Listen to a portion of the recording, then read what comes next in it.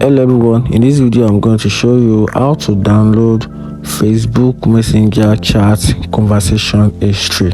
So for you to be able to do that, you have to open your Facebook, then you tap at the menu icon, which is the menu right here. You tap at the menu icon, then you click on the gear button, which is this gear button.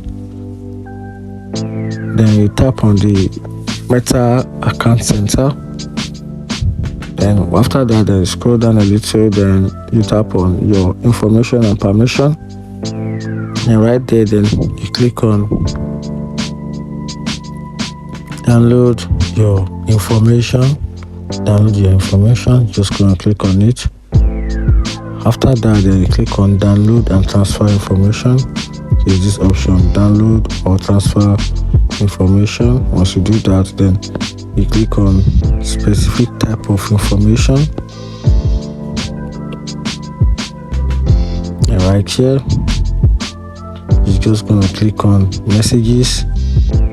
Once you do that, then you click on next.